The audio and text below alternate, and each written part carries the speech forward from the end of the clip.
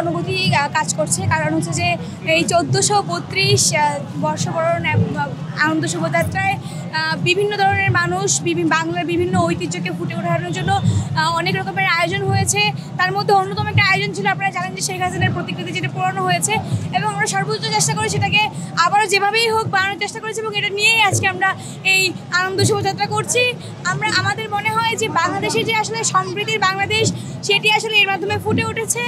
এবং আমি আজকে একটু এইটার শৃঙ্খলা রক্ষায় ভলান্টিয়ার হিসেবে কাজ করছি, এবং এই জায়গা থেকে আমার আসলে একটু অন্যরকম অনুভূতি মনে হচ্ছে। যদি এটা আমি সম্পূর্ণভাবে ভালোভাবে এটা শেষ করতে পারি, সাহায্য করতে পারি শেষ করতে, তাহলেই আসলে আমার প্রাপ্তি আসবে।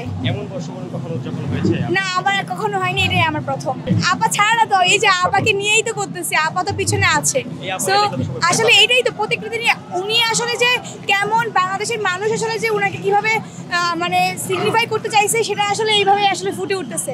কারণ এত মানুষ তো এমনি এমনি আসে নাই। যদি তারা ওই চিন্তাটাই করতো যে তাদের ফ্যাসিস্ট সরকার দরকার, তাহলে তারা এখানে অংশগ্রহণ করতো না। তো সর্বোচ্চ চেষ্টা করবো যেন এই শোভাযাত্রাটি কোনো অনাকাঙ্ক্ষিত ঘটনা ছাড়াই শেষ হয় এবং সবাইকে শুভ নববর্ষ। সে হচ্ছে একটা পলিটিক্যাল টেররিস্ট।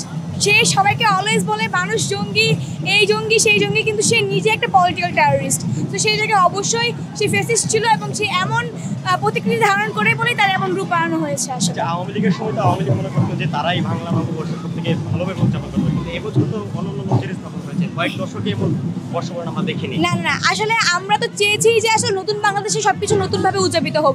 তো এই বর্ষবরণটা আসলে অন্যরকমভাবে উদযাপিত হবে বলে আমরা অনেক কিছু এখানে অ্যাড করেছি। তো সেই জায়গা থেকে আমরা বলতে চাই যে আসলে বর্ষবরণ কেমন হইতে পারে, তারপরে এই মঙ্গল শোভাযাত্রা যেটা নাম পরিবর্তন করে আনন্দ শোভাযাত্রা করা হয়েছে, সেটা কেমন হতে পারে, এটা আমরা এই প্রথম দেখিয়ে দিয়েছি, এবং এইভাবে আসলে পরবর্তীতে চলতে থাকবে। না, আপার উদ্দেশ্যে আপাতত কিছু বলতে চাই না। আমার মনে হয় যে আপনাদের অবশ্যই এই যে আপনাদের কাজগুলো যেটা আপনারা এখনও মানে জোর গলায় বলে যাচ্ছেন, আপনাদের অবশ্যই উচিত প্রথমত গিল্টিনেসটা নিয়ে আসা, যে মানে এই যে বাংলাদেশের যা অবস্থা করে গিয়েছেন, এই যে গণহত্যা করেছেন, জেনোসাইড হয়েছে, সেটার প্রতি আপনাদের অবশ্যই গিল্টিনেস আসা উচিত। এবং বাংলাদেশে আসলে আমার মনে হয় না যে আওয়ামী লীগকে আর দল হিসেবে রাখা উচিত, অবশ্যই ওদেরকে নিষিদ্ধ করা উচিত।